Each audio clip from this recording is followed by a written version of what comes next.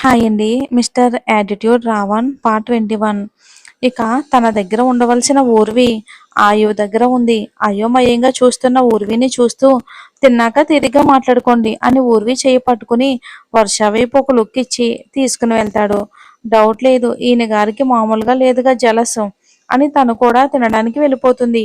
ముంబై ఓ పబ్లో ఫుల్గా తాగుతూ, ఆయు నువ్వు నాకే కావాలి, ఏం చేసైనా సరే నేను నిన్ను దక్కించుకుంటాను అని తెగ తాగుతుంది ఈషా. ఆమె పబ్లోకి వచ్చినప్పటి నుండి ఆమెనే గమనిస్తూ ఉన్న ఒక అతను ఆమె దగ్గరకు వచ్చి, హే బ్యూటీ, చాలా కెపాసిటీ ఉంది నీలో, ఇంకా ఏమీ ఎక్కలేదా అని మొత్తుగా ఆమె పైనుండి కింద దాకా చూస్తూ అంటాడు. అతన్ని చూసి, అవును ఎక్కట్లేదు, వాడు నాకు కావాలి, దానివల్ల వాడు నాకు దూరం అవుతూ ఉంటే వాడిపై ఉన్న కోరికను, దానిపై ఉన్న కసికి ఎంత తాగినా దిగట్లేదు అంటుంది అతనితో. నాకేమీ అర్థం కాలేదు డియర్, ఎవరిపై కసి, ఎవరిపై కోరిక అని అడుగుతాడు. అప్పటికి ఈషాకి కొంచెం కొంచెంగా మత్తు ఎక్కుతూ ఉంటే, నీకు నేను చెప్పేది అర్థం కావట్లేదా, జస్ట్ వెయిట్ నీకు చూపిస్తాను అని తన ఫోన్లోని వాళ్ళ అత్త దేవయాని చూపెట్టడానికి తీసిన ఊర్వి ఫోటో ఉంటే అది ఓపెన్ చేసి అతనికి చూపెడుతూ ఉంది. ఇక ఇదిగో ఈ ఫోటోలో ఉంది కదా చూడు, దీనిపైన నా కసంతా అని అతనికి ఫోన్ ఇచ్చింది ఈషా. ఎవరు డియర్ అంటూ ఫోన్ చూస్తూ, ఎక్కడో చూశానే అని తన ఫోన్ తీసుకుని అంతకుముందు తన ఫోన్కి వచ్చిన ఫోటోను ఓపెన్ చేసి 2 ఫోటోలు పక్క పక్కనే పెట్టి చూశాడు. అంతే, ఒక్క క్షణం అతనికి మొత్తం దిగిపోయింది. వాటమ్మా, వాట్ హ్యాపెన్, ఊర్వి కోసం వెతికే గ్యాంగ్లో మనిషి అతను. ఇక రోజంతా తన కోసం వెతికి వెతికి కొంచెం రిలాక్స్ అవడం కోసం వచ్చాడు. ఒక్కసారిగా అతను ఆ ఫోటోను చూసి ఈషాతో ఏ మాత్రం తనపై అనుమానం రాకుండా, మీ బంధువా అని అడుగుతాడు. ఛీ, ఇది నా బంధువేంటి, మా బావ కంపెనీలో చిన్న ఎంప్లాయ్ అని పూర్తిగా మత్తు ఎక్కడంతో తూలుతూ చెప్తుంది ఈషా. అవునా, ఏ కంపెనీ అని ఆరా తీస్తూ ఉంటాడు. కానీ అప్పటికే ఈషా పడిపోతుంది ఎక్కువైపోయి. ఇక ఆమెను పట్టుకుని బయటికి తీసుకుని వచ్చి తన కారులో కూర్చోబెడతాడు. కంగారుగా ఫోన్ తీసి వాళ్ళ గ్యాంగ్ హెడ్కి ఫోన్ చేసి విషయం మొత్తం చెప్తాడు. అతను సంతోషంగా, సరే ఆ అమ్మాయిని మన దగ్గరికి తీసుకుని రా అని చెప్పి ఫోన్ పెట్టేసి యువరాజ్కి ఫోన్ చేస్తాడు. కానీ చాలా నైట్ అవడంతో ఫోన్ లిఫ్ట్ చేయడు. 2 సంవత్సరాల నుండి వెతుకుతూ ఉంటే ఇప్పటికి దొరికింది. ఈ విషయం సార్కి చెప్దామంటే ఎత్తట్లేదు. సరేలే, రేపు చెప్తా, ఈలోపు ఆ అమ్మాయి వివరాలన్నీ తెలుసుకుంటా అని అతని మనిషి తీసుకువచ్చే ఈషా కోసం చూస్తూ ఉంటాడు. డిన్నర్ చేశాక ఊర్వికి వర్షకి వేరు రూమ్లు చూపిస్తాడు వాయు. ఇద్దరు కూడా ఒక్కసారిగా ఒకరి మొహాలు ఒకరు చూసుకుని నువ్వు చెప్పంటే నువ్వు చెప్పని సైకిల్ చేసుకుంటూ ఉంటారు. వాళ్ళ వైపు చూసి ఏంటి అని హైబ్రో స్వింగ్ చేస్తూ అడుగుతాడు. వర్షకి కొంచెం ఆత్రం ఎక్కువ కాబట్టి, నేను ఊర్వి ఒకే రూమ్లో ఉంటాం, మాకు అలానే అలవాటు అని అంటుంది వర్ష. ఆ మాట ఇంకా పూర్తి అవ్వకముందే ఊర్వి వైపు తిరిగి, వద్దు, మీరు ఎవరి గదిలో వాళ్ళు ఉండండి, దీని గురించి ఎక్కువగా మాట్లాడితే నెక్స్ట్ మినిట్ ఊర్వి నా రూమ్లోనే ఉంటుంది అంటాడు. అతని మాటలకి ఇద్దరు నోరు తెరుచుకుని చూస్తూ ఊర్వి వర్షాన్ని కళ్ళతోనే సముదాయిస్తుంది. ఇక వర్ష ఊర్విని బాధ పెట్టడం ఇష్టం లేక ఓకే అని బాధగా తన రూమ్లోకి వెళ్తుంది.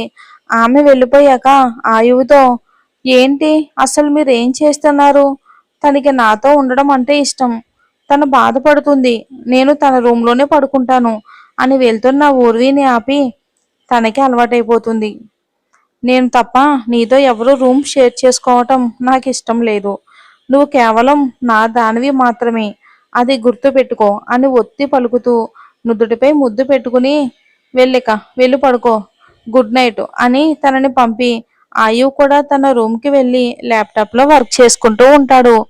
రూమ్లోకి వెళ్ళిన ఊర్వి ఫ్రెష్ అయ్యి కబోర్డ్ ఓపెన్ చేస్తుంది. అక్కడ తన నార్మల్ డ్రెస్సెస్, కొన్ని డిజైనర్వి, అన్ని సింపుల్ శారీసు, కొన్ని హాఫ్ శారీసు, ఇంకొక రకంగా చెప్పాలి అంటే తన డ్రెస్తో పాటు మినీ సైజు షాపింగ్ మాలే ఉంది. వాటిని చూసి, అసలు ఈయన గారేంటో అస్సలు అర్థమే కావట్లేదు, నేను చెప్పకముందే అన్నీ తెచ్చి పెడతారు, నేను లేకపోతే ఉండలేను అంటారు, అన్నీ తనకు నచ్చినట్టే కావాలి అంటారు, నేను ప్రాణం అంటారు, ఇక ఎక్కడెక్కడో తాగుతారు, ముద్దు పెట్టుకుంటారు. అరే, ఆ అమ్మాయి ఏమనుకుంటుంది, ఆమెను ఒక మాట అడగాలి కదా అని లేదు ఆయనకి. అయినా ఆయనని ఏం లాభంలే, అతను అలా చేయగానే నాకు ఏదో అయిపోతుంది, సైలెంట్ అయిపోతున్నా, మాయ చేస్తాడు అని ఆయుని అనుకుంటుంది. ఒక్కసారిగా నాలుక ఖర్చుకుని చుట్టూ చూస్తుంది, మళ్ళీ ఎవరైనా విన్నారా అని.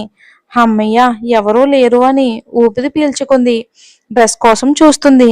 కింద ర్యాక్లో ఉన్న తన లగేజ్ బ్యాగ్ కనిపించగానే దాన్ని ఓపెన్ చేస్తుంది ఊర్వి. అందులో ఊర్వి ఇంకా వర్ష కలిపి చేసిన షాపింగ్ డ్రెస్సెస్ ఉన్నాయి. అవన్నీ చూస్తున్న ఊర్వి కళ్ళు ఒక డ్రెస్ పై ఆగిపోయింది. అది ఒక నార్మల్ హాఫ్ శారీ. దాన్ని చూడగానే ఊర్వికి పాత జ్ఞాపకాలు ఒక్కసారిగా గుర్తుకొచ్చాయి. డాడీ, చూడండి, అమ్మ చెప్తే వినకుండా నాకు ఎలాంటి డ్రెస్ తీసుకుందో వేసుకోమని పట్టుబడుతుంది. దీన్ని అసలు క్యారీ చేయటం నా వల్ల కావట్లేదు డాడీ అని ప్రతాప్ గారితో వాళ్ళ అమ్మ వైపు చెప్తూ ఉంటుంది. దానికైనా అందంగా నవ్వుతూ, నా బంగారు, ఈ డ్రెస్లో చాలా బాగుంటావు, ఈ రోజు పండగ కదరా తల్లి, వేసుకో అని బుజ్జగిస్తూ అంటారు ప్రకాష్ గారు. ఇంతలో అక్కడికి సునంద వచ్చి, అది అలా చెప్పండి. ఓసే, నువ్వు ఎన్ని పిచ్చి పిచ్చి డ్రెస్సులు తీసుకున్నా సరే, నాకు మీ నాన్నకు నిన్ను ఇలా చూడటమే ఇష్టం. ఓ తెగ మీ డాడీకి నాపై తెగ చాడీలు చెప్తున్నావు. నీకొక విషయం తెలుసా, ఈ డ్రెస్ తీసుకుంది మీ నాన్నగారే అని అంటుంది. డాడీ, నిన్ను అని అందరూ నవ్వుకుంటారు సరదాగా. అదంతా గుర్తుకు వచ్చేసరికి ఊర్వికి ఏడుపు వచ్చేస్తుంది. ఆ లంగా ఓణిని చేతిలో పట్టుకుని ఏడుస్తూ దాన్నే కట్టుకుని అద్దం ముందు నిలబడింది. మోగగా రోదిస్తూ ఉంది. ఇక అలానే వచ్చి బెడ్ పై పడుకుంటుంది. ఆయు వర్క్ చేసుకుని పడుకోవడానికి బెడ్ పై పడుకుంటాడు. కానీ అతనికి ఎందుకో బెడ్ చాలా విశాలంగా అనిపించింది. గత 2 రోజుల నుండి తన బంగారుని హత్తుకుని హాయిగా ప్రశాంతంగా పడుకున్నది గుర్తుకు వచ్చి చిన్నగా నవ్వుకుంటాడు ఆయు. పిల్లోని చేతిలోకి పట్టుకుని పడుకోవడానికి ట్రై చేస్తూనే ఉంటాడు, కానీ తన వల్ల అస్సలు అవ్వదు. ఇక మెల్లిగా లేచి తనకు తెలియకుండానే తన బంగారుని విడిచి ఉండలేనని మనసు ఆమె వైపు వెళ్ళమంటూ ఉంది. ఇక తప్పగా ఆమె రూంలోకి వెళ్ళిపోతాడు చిన్నగా. రూంలోకి వెళ్ళి డోర్ పెట్టి వెనక్కి తిరిగి బెడ్ పై చూడగానే షాక్ అవుతాడు. పింక్ కలర్ ఓని, చిలకపచ్చ రంగు లంగాతో ఒక పక్కకి తిరిగి పడుకోవటం వలన అందంగా మెరిసిపోతూ ఉంది ఊర్వి. ఆయుకి మతిపోయింది. ఎందుకంటే తన బంగారుని ఇలా ఎప్పుడు చూడలేదు. నార్మల్ డ్రెస్లోనే తను చాలా అందంగా ఉంటుంది. తనని చూసి ఎంత అందంగా ఉంది అంటే తనకి వర్ణించడానికి మాటలు రావట్లేదు ఆయుకి. మెల్లిగా తన దగ్గరికి వెళ్ళి తన పక్కనే ఉన్నాడు. తన బంగారుకి డిస్టర్బ్ కాకుండా తన మొహాన్నే చూస్తూ ఉన్నాడు. నిద్రలో ఉన్న ఊర్వి ఆయుష్ స్పర్శని గుర్తించింది. తన మనసు ఆమె పెదాలపై చిన్నగా నవ్వు. ఆమెకి తెలియకుండానే అతనిపై చెయ్యి వేసి అతని దగ్గరికి జరిగింది. అతను ఆమె చేసే పనికి అతను ఆశ్చర్యపోయి ఆమెకు అనుగుణంగా కదులుతాడు. ఊర్వి అతని గుండెలపై చేరిపోతుంది. అతని చుట్టూ చెయ్యి వేసి హాయిగా పడుకుంటుంది. ఆమె చేసిన పనికి చిన్నగా నవ్వుకుని ఆమె చుట్టూ చేతులు వేసి గట్టిగా హత్తుకుంటాడు. ప్రేమగా నుదుటిపై ముద్దును పెట్టుకుని హాయిగా కళ్ళు మూసుకుంటాడు. తన నెచ్చలి తన దగ్గర తన గుండెలపైనే ఉంది అనే తృప్తి ఈసారి ఆయుకి ఎందుకో చాలా ప్రశాంతంగా నిద్ర పట్టేసింది. ఇక అది ఉదయం, కోల్కతా. యువరాజు నిద్ర లేస్తూనే ఎదురుగా ఉన్న ఊర్వి ఫోటోను చూసి హాయ్ క్యూటీ అని చెప్పి తెలియని బాధతో ఎప్పటికీ కనిపిస్తావు క్యూటీ అని నిట్టూర్పుతో ఫోన్ తీసుకుంటాడు. ఆమెను వెతకమని చెప్పిన గ్యాంగ్కి కాల్ చేయడానికి. కానీ అప్పటికే మిస్డ్ కాల్స్ ఉండేసరికి కాల్ చేస్తాడు. అతని ఫోన్ కోసమే చూస్తూ రింగికే లిఫ్ట్ చేసి ఊర్వి ఆచూకీ తెలిసింది అని చెప్పగానే రాజ్ గుండె సంతోషంతో ఫాస్ట్ గా కొట్టుకుంటుంది. ఎక్కడ, ఎప్పుడు అని అతని నుండి ప్రశ్నల ప్రవాహం.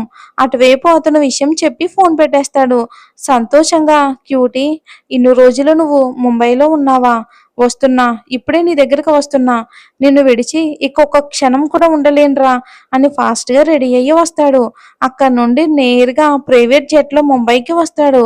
అతని మనసు అసలు నిలకడగా ఉండనివ్వటం లేదు. ఎప్పుడెప్పుడు ఊర్విని చూద్దామా అని అతని మనసు ఉవ్విళ్ళూరుతుంది. 2 సంవత్సరాలు అయ్యింది ఆమె కోసం ప్రతాప్ వాళ్ళ ఫ్యామిలీ కోసం ఎంతగా వెతికించాడో, కానీ ఎక్కడ కూడా దొరకలేదు. ఒక్క చిన్న ఆధారం కూడా లేదు వాళ్ళ గురించి. తన పలుకుబడి అంతా ఉపయోగించినా కూడా లాభం లేకపోయింది. పిచ్చోల్లా మారిపోయాడు. తనని చూసింది, తనతో మాట్లాడింది తక్కువే అయినా ఊర్వి తన సొంతంలా ఫీల్ అయ్యాడు. తనతోనే జీవితం అనుకున్నాడు. కానీ తనకు కనబడకుండా పోయేసరికి రాయిలా మారిపోయాడు. మళ్ళీ అతని పెదవులపై నవ్వొచ్చింది ఆ ఫోన్ కాల్‌తో. అందుకే ఒక క్షణం కూడా ఆగకుండా వచ్చేశాడు. నేరుగా అతని గ్యాంగ్ పంపిన లొకేషన్‌కి వెళ్ళిపోయాడు. ఎటువంటి చిన్న సౌండ్ లేకుండా ప్రశాంతంగా హత్తుకుని ఈ లోకంతో సంబంధం లేకుండా పడుకుని ఉన్నారు ఆయువు, ఊర్వీలు. ఊర్విని తన గుండెలకు హత్తుకుని ఆమెను ఒక గాజు బొమ్మ మాదిరిగా చూసుకున్నాడు. వర్షపాప తలుపు బాధేస్తూ ఉంది. ఊర్వి, ఊర్వి లేవవే అని. ఆ సౌండ్‌కి బాబుకి మెలకువ వచ్చింది. చిన్నగా కళ్ళు తెరిచి చూశాడు. తన కౌగిట్లో అందంగా పడుకున్న తన బంగారాన్ని చూడగానే చిన్నగా అతని పెదాలు విచ్చుకున్నాయి. కానీ అంతలోనే వర్ష అరుపు వినగానే కోపం వచ్చింది. అసలు తన బంగారుకి ఏ మాత్రం డిస్టర్బ్ కాకుండా ఆమెను అలానే హత్తుకుని తన ఫోన్ తీసుకుని డింపుల్‌కి మెసేజ్ చేశాడు వర్షాన్ని క్లియర్ చేయమని. ఆ మెసేజ్ చూసిన డింపుల్ తల బాదుకుంటూ మహాతల్లి లేచావా అని డోర్‌ని బాధేస్తున్న ఆమె దగ్గరికి వచ్చి, మేడం, ఊర్వి మేడం లేవగానే బయటకొస్తారు. మీరెలా డిస్టర్బ్ చేయకండి అంటాడు. నిన్నటి నుండి చూస్తున్నా. అసలేంటి మీరు ఇక్కడికి తీసుకొచ్చి పడేసి నన్ను నా డార్లింగ్‌ని విడదీశారు. అస్సలు కలుసుకొనివ్వటం లేదేంటి? మేడం మేడం చిన్నగా అని నోటిపై వేలు పెట్టి చూపిస్తాడు. ఎందుకు చిన్నగా మాట్లాడాలి? ఊర్వి లేస్తే లేవనివ్వు. నేను తనతో మాట్లాడాలి. అసలే చాలా మిస్ అవుతున్నా అని పప్పీ ఫేస్‌తో డోర్ ఓపెన్ చెయ్యి అంటుంది. అయ్యో వర్ష పాప నీకు తెలీదు లోపల ఆయువు ఉన్నాడు. మరేం జరుగుతుందో వచ్చే ఎపిసోడ్‌లో చూద్దాం.